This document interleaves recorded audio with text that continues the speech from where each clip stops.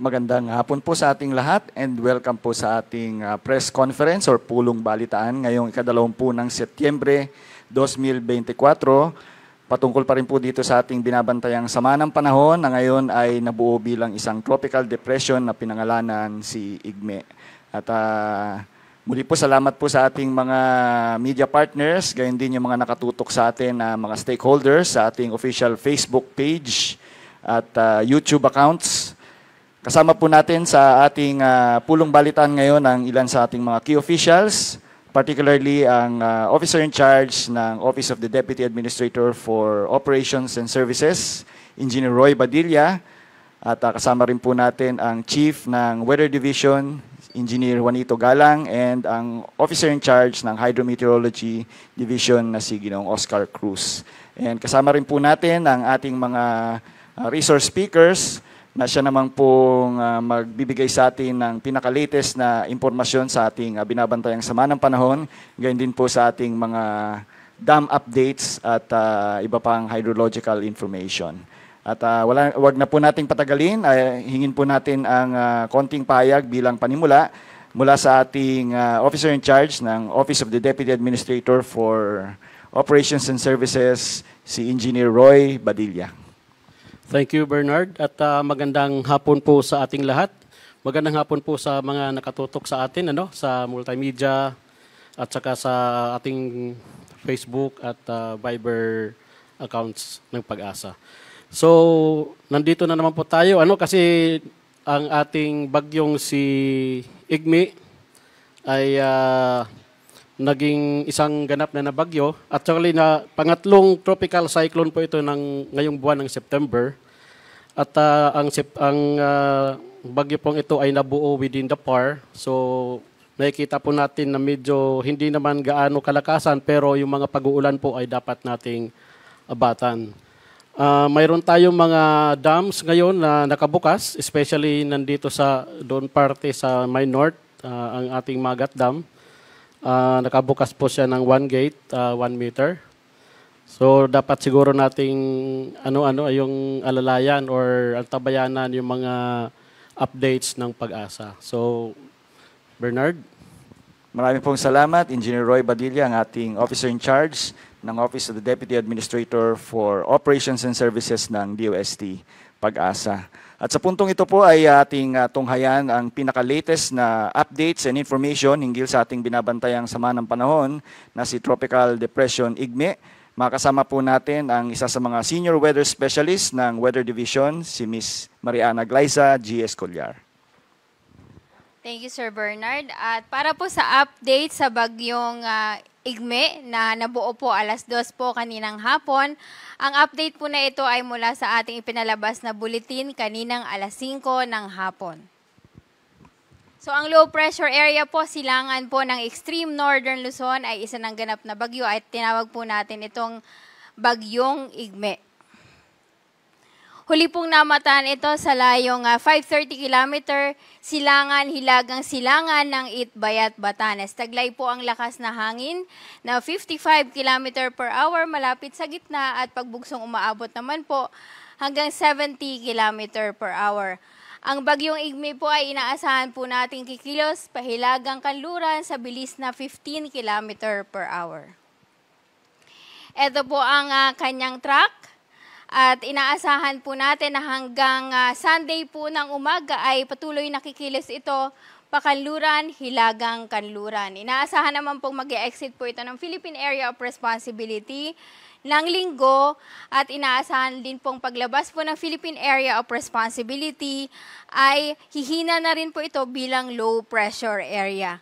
Sa ngayon po ay nakataas po ang Tropical Cyclone Signal number 1 dito lamang po sa Batanes o sa lalawigan po ng Batanes. So isang probinsya lang po ang area kung saan po nakataas po ang ating wind signal.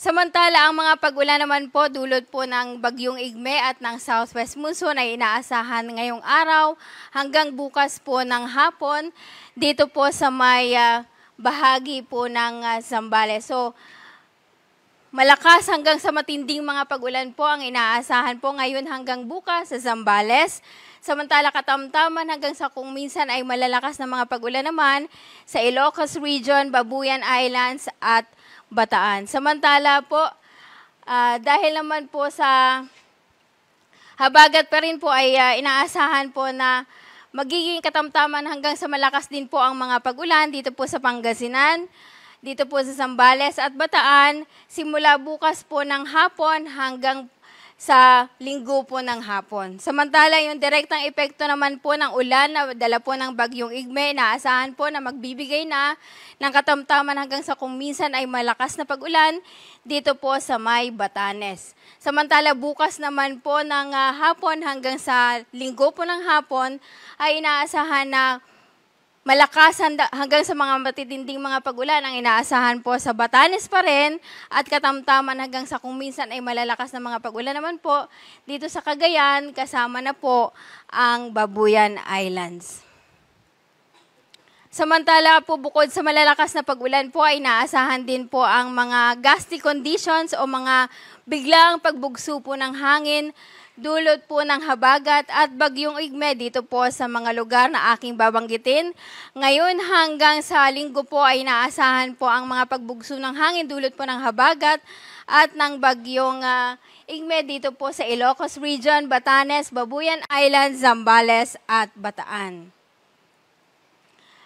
Ano po ang inaasahan natin sa mga susunod na araw? In summary po, inaasahan po natin na ang habagat o southwest monsoon ay magbibigay pa rin po ng katamtaman hanggang sa malalakas na mga pag-ulan dito po sa Ilocos Region, Zambales, Bataan na magiging heavy to intense po sa lugar na yan at maging dito po sa Bataan.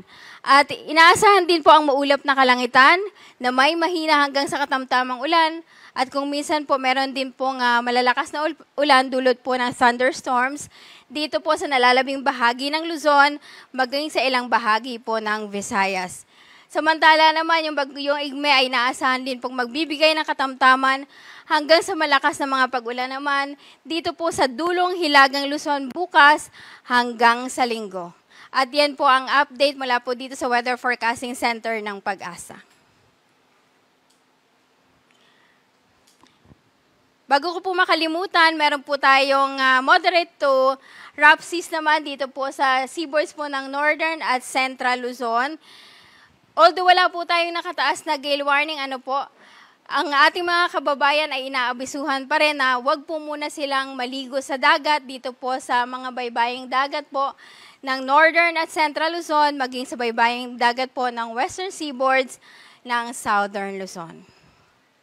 Maraming salamat po. Ang susunod mo magpe-present ay ang ating kasamahan po sa HMD. Alright, thank you so much, Engineer Maria Ana Glyza G. Escollar, ang ating Senior Weather Specialist from the Weather Division. Ngayon naman po ay ating alamin ang ilan sa mga updates patungkol sa ating mga binabantayang dam at iba pang mga hydrological updates na ibibigay sa atin ng ating Weather Specialist 2 from the Hydrometeorology Division and our duty hydrologist, Engineer Richard Orendain. Thank you, Sir Bernard. And magandang hapon or magandang gabi sa ating lahat. So, umpisan muna natin dito sa dam updates natin. Kaninang alas 4 ng hapon, ang Gatdam po is 195.2 meters yung water level niya. And bahagya po siyang tumaas ng 19 centimeter. And medyo may kalayuan pa rin po sa normal high water level na 210. And at least 484 millimeters of rainfall yung kailangan niya po para umabot siya sa normal high water level na 210. For Ipo Dam, kaninang alas 4 ng hapon, 100.54 yung water level niya and bahagya siyang bumaba ng 39 centimeter dahil nga po sa kasalukuyan po nagpapakawala itong Ipo Dam. Isang gate po and ang total opening niya is 15 centimeter and yung total discharge niya is 33.2 cubic meter per second. For La Mesa Dam, 79.12 sa ngayon. And bahagya siyang bumaba ng 24 centimeter. Yung elevation po ng La Mesa Dam sa ngayon is nasa alert level tayo ngayon. medyo malapit-lapit pa rin po dito sa overflow elevation na 80.15. And ito po yung cascading dam from Ambuklaw hanggang San Roque po. So umpisa natin sa Ambuklaw Dam. Kanina alas 4 ng hapon is 751.35 meters yung water level elevation niya. And bagya siyang bumaba ng 41 centimeter. And sa kasalukuyan po, nakabukas po siya. Isang gate po, ang total opening niya is 50 centimeter. And total discharge niya is 65.9 cubic meter per second. Samantalang ang Binga Dam is 574.45 meters. Yung water level elevation niya is bahagya siyang tumaas ng 5 centimeter. And ganun din po, nakabukas pa rin. Isang gate, ang total opening niya is 50 centimeter. Ang total discharge niya is 64.84 cubic meter per second. Ito po, yung tubig from Binga Dam is sasaluhin po ng San Roque. And for now, ang San Roque Dam is 268.3 ang water level niya. Bagya siyang tumaas ng 1.31 meter. And medyo may kalayuan pa siya sa normal high water level na 280 meters. And then, estimated amount of rainfall to reach normal high water level is 131.69. Paalala lang po, single event lang po ito. So, anytime na magkaroon po ng mga pagulan within the watershed ng San Roque Dam, ng at least 131.69 millimeters, posible pong mapuno itong San Roque Dam. For Pantabangan Dam, 198.95 kaninang alas 4 ng hapon. And tumaas po siya ng 78 centimeter. And medyo may kalayuan pa siya sa spilling level na 216 meters. And kailangan pa rin niya ng at least 1,209 millimeters of rainfall to reach normal high water level na 216 meters. For Magat Dam, kanina alas 4 ng hapon is 186.69 meters ang water level niya. Bumaba po siya ng 1.29 meters. And kasalukuyan pa rin po, nakabukas ang Magat Dam. And though nag-reduce na siya from 2 gates, ngayon po is 1 gate na lang.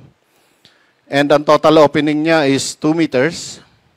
Total discharge niya is 665.5 cubic meter per second.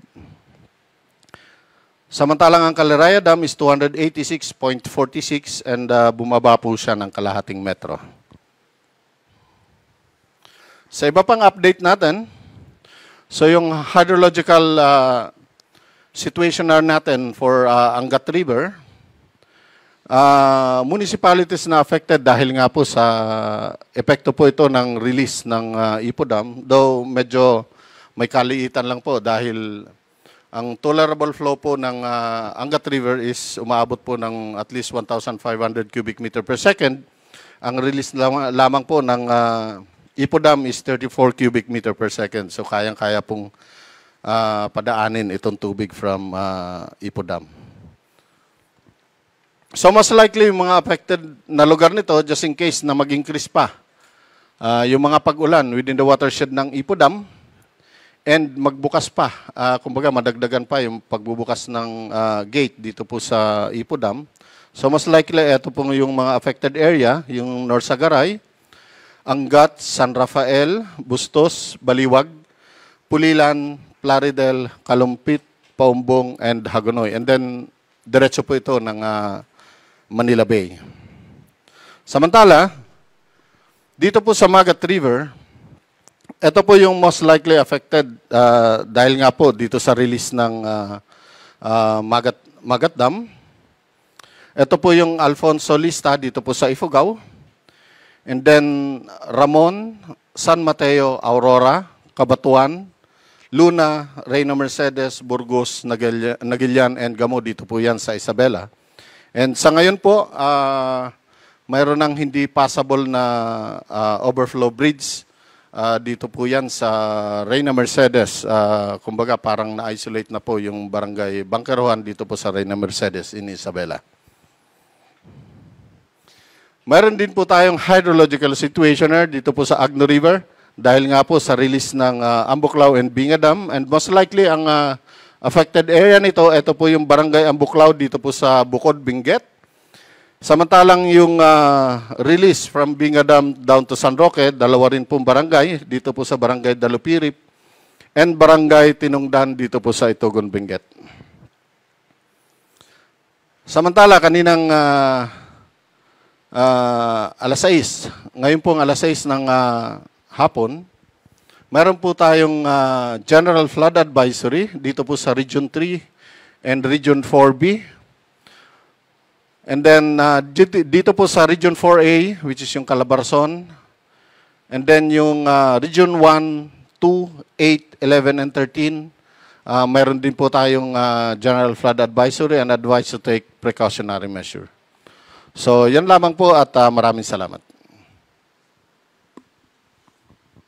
Thank you so much, Engineer Richard Roendein, ang ating duty hydrologist from the Hydromet Division. Ayan po. At gaya na nabanggit natin earlier, we are being simulcast live sa Facebook page ng DOST Pag-asa, gayon din po ang ating YouTube accounts. Naka-live stream din po tayo, no? At masusubaybayan. Okay, so pumunta na po tayo ngayon sa ating pangalawang yugto ng ating pulong balitaan. At gaya na nabanggit natin ay kasama po natin ngayon ang ating mga key officials from DOST Pag-asa, si Engineer Roy Badilla from the Office of the Deputy Administrator for Operations and Services, Engineer Juanito Galang from the Weather Division, and of course Engineer Oscar Cruz from the Hydromet Division. Ayan po. So kung may mga katanungan po tayo ay pwede po nating i-chat sa ating FB page ng DOST Pag-asa at gagawin po namin ang lahat para ito'y basahin at matugunan ng ating mga experts and key officials. Okay po. So unang-una po nating na-pick up na tanong ay from Mr. Ricky Larocco from the Facebook page ng DOST Pag-asa. Ang tanong po niya ay, kamusta po ang San Roque Dam dito sa Pangasinan? Siguro si Engineer Richard ang makakasagot. Okay. For San Roque Dam, elevation niya ngayon is 268.3 meters. And dahil nga po sa release ng Ambuklao and Binga Dam, malaki po ang naidagdag dito po sa San Roque Dam. And kung mapapansin natin, ang normal high water level niya is 280. Mayroon na lang po siyang 11.7 meters para po umabot ito sa 280 meters na elevation. And kailangan niya ng 131.69 millimeters of rainfall, that is single event. So, may possibility po na mapuno itong San Roque Dam kapag umulan po sa watershed ng San Roque nang umaabot po ng 131.69. So, sa kasalukuyan po, ito po yung binabantayan natin sa ngayon dahil nga may release doon sa upstream ng San Roque Dam. Okay, thank you, Sir Richard. Another question from FB page or FB Live natin, ano? This is coming from Zeus Evan Cortez. Saan daw po papunta si Igme? So siguro si Ma'am Glyza can answer best this question. So, ito po yung track natin, no? So, gaya po ng nabanggit kanina, by Sunday, maaari na pong makalabas ng Philippine Area of Responsibility ang bagyong Igme. Pero pwede po itong lumapit at mag-landfall dito po sa may Taiwan area. So, hindi po natin na-rule out yung ganong possibility bago po siya mag-exit ng Philippine Area of Responsibility.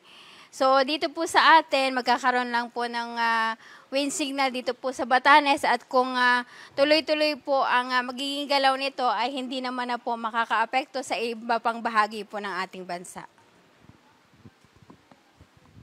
Thank you po, Ma'am Gly. Yan. Other questions from Papa Drew. Bakit di kayo magpakawala sa Lamesa Dam para tumaas ang buffer? So this is an interesting question. Perhaps our Deputy Administrator or OIC. Sige, Sir Roy. Apo. Okay, yung Lamesa Dam po kasi wala po itong gate.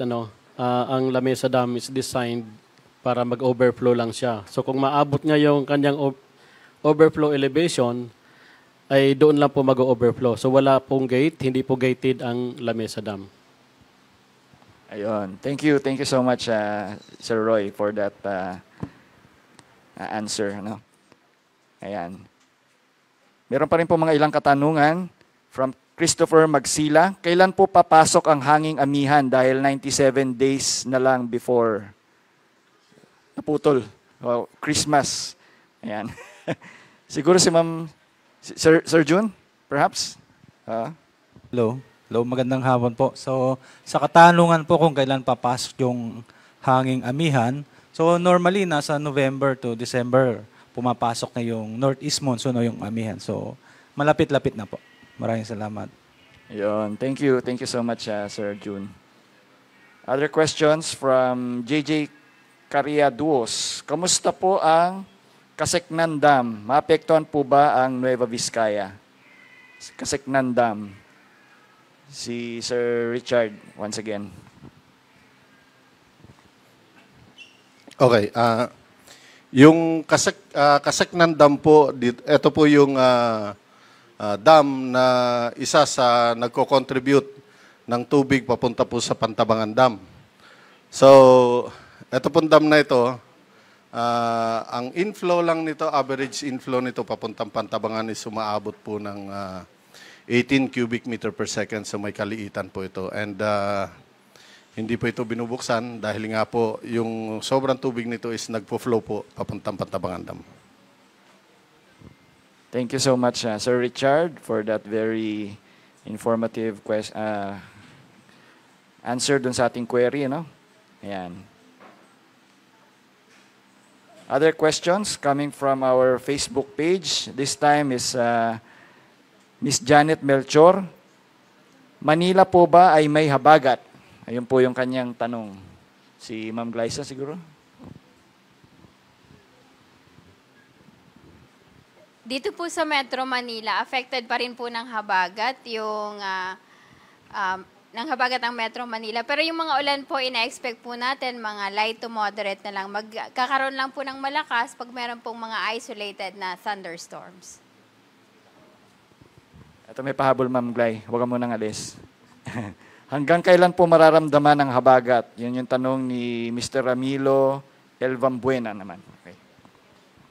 So, ang habagat po dito sa Metro Manila, ina-expect natin na meron pa rin mga pag-ulan hanggang Sunday, and then eventually po, gradually improving na po yung weather natin pag Sunday onwards. Okay. Thank you so much, Ma'am Gly. Ito, meron tayong katanungan from one of our media partners, si Miss Belle Surara from Net25 and Radyo Aguila DZEZ. Gaano karaming ulan po ang dala ng ating bagyo? So, perhaps the rainfall estimate ng ating bagyo. Sino pong pwedeng sumagot? Si Ma'am Glyza po.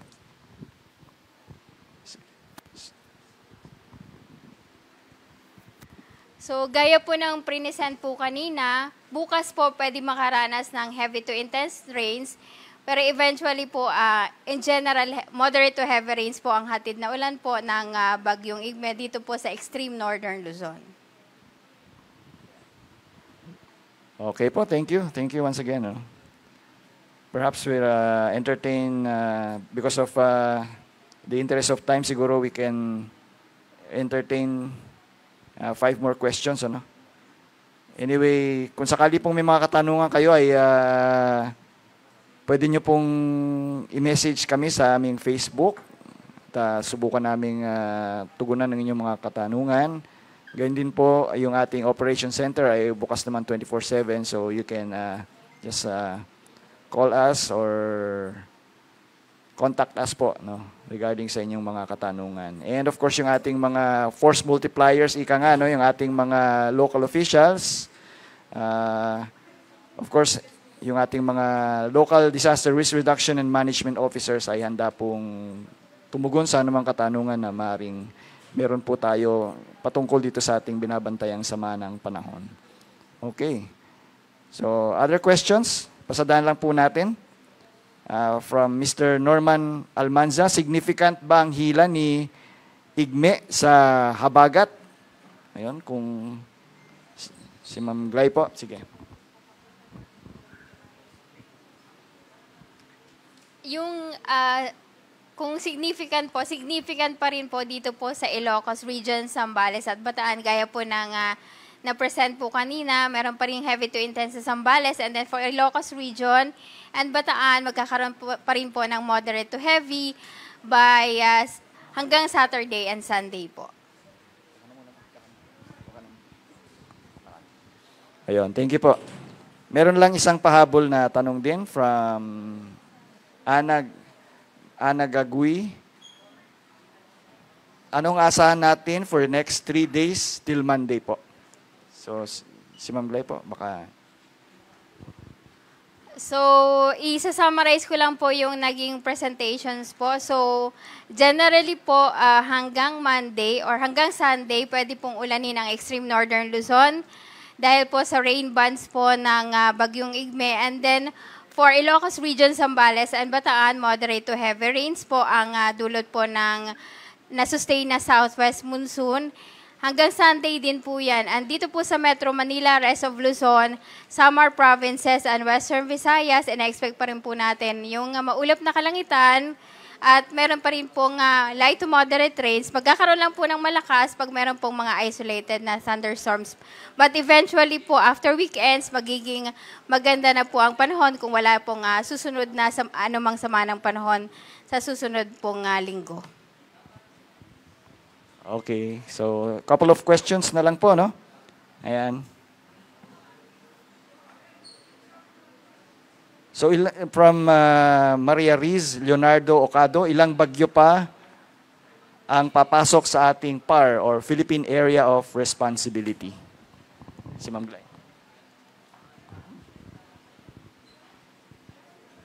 So for, ngayon po ay September, so pagdating po ng October, at least 2 to 3 pa rin po ang ina-expect po nating bagyo na papasok po ng Philippine Area of Responsibility. Yan, thank you po. From Miss Marilo Pontejos, gaano kalaki ang radius ni Bagyong Igme? Sa pic nyo kasi, ang luwag ng circle. So, yun po yung kanyang question. So, si Sir Jun, perhaps? Thank you. Hello, maraming salamat. Yung radius ng bagyong si Igme umaabot ng 720 kilometer kung makikita natin sa satellite image. Kaya medyo may kalakihan talaga itong bagyong Igme. Yan. Okay, thank you. Last na question na lang po siguro before we finally wrap up our press conference this afternoon. From Joseph Dakis, kamusta po ba ang lagay ng Pantabangan Dam sa ngayon? Salamat po. Si Sir Richard. Pantabangan ngayon, elevation niya is 198.95. Hanggang sa kasalukuyan po, zero allocation po. Ibig sabihin, hindi po siya nagbibigay ng tubig for irrigation and hindi rin po siya nagge-generate ng power. Kaya po, ang Pantabangan ngayon is tuloy-tuloy lang po yung pagtaas niya. And siguro po, next month, posible na pong magbigay ito or mag-supply ng tubig for irrigation and pwede na rin po mag-generate ng kuryente. And Pantabangan Dam po is napakababa. Napakababa pa rin sa ngayon. And kailangan niya pa rin ng at least 1,209 millimeters of rainfall to reach normal high water level. Thank you. Okay, thank you once again, Sir Richard. Last na question na lang po sa ating media from Ms. Bel Sorara once again of Net25. So, update lang daw po regarding sa La Nina. Baka merong pwedeng sumagot. La Nina. So ang La Nina po ay ina-expect pa rin po natin na nasa 70% pa rin po yung chance na mabuo siya yung last quarter po ng taon. Alright, thank you so much. And I guess we are able to cover most, if not all, of your questions. Kung meron po kayong mga katanungan, do not hesitate to contact us through our Facebook. And of course, by visiting our website, gayon din po sa ating mga updates na nilalabas regularly through various media and channels po. Okay. So with the interest of time, perhaps we can now finally wrap up our press conference this afternoon. And to give us a closing message, let us welcome the Chief of the Weather Division, Engineer Juanito Galang. Yes, maraming salamat po at magandang hapon sa atin lahat. Maraming pong salamat sa mga nag-join dito sa press conference ng Tropical Depression Igme. Ito na po yung pangsyam na bagyo sa taon na ito at nabuo po siya kaninang alas 2 ng hapon. Kaya medyo malapit na siya sa Kalupan kaya meron na tayong nakataas agad na tropical cyclone wind signal. So paalala lamang po na pwedeng maapektuhan ng malalakas na pag-ulan yung mga kababayan natin sa may Ilocos Region, Babuyan Island, Bataan, Pangasinan, Zambales. Kasama na ang Batanes, kaya ingat po yung mga kababayan natin dun sa mga nabanggit na lugar. At dagdag paalala na yung mga forecast rainfall sa mga matataas na lugar o yung mga bulubunduking lugar, usually matataas po yan at maaari magdulot ng mga flooding so mga rain-induced landslide. Lalong-lalo na ilang araw na po tayong inuulan dito sa particular itong Luzon.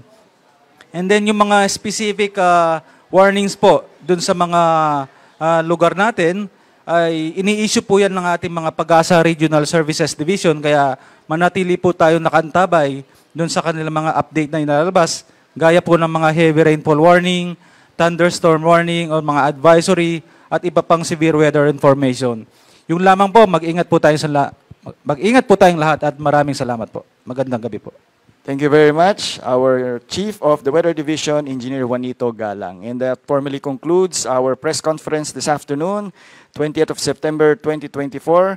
Sa mga karagdagang impormasyon ay manatiling nakatutok po sa DOST Pag-asa, gayon din sa ating mga local DRM officials at mula po sa atin sa bumubuo ng DOST Pag-asa from the Media Affairs and of course yung ating mga kasamahan from the ICT, gayon din sa lahat ng mga bumubuo at mga kasamahan dito sa DOST Pag-asa sa pamumuno ng ating Administrator Dr. Nathaniel Servando. Ang ating pong taus-pusong pasasalamat sa lahat po ng ating mga kababayan na patuloy na tumututok sa mga impormasyon natin. So manatili po tayong nakantabay sa mga updates na ilalabas ng Pag-asa sa mga susunod na oras. Muli po ako po si Bernard Punsala ng Public Information Unit. Maraming pong salamat at mag-ingat po tayong lahat.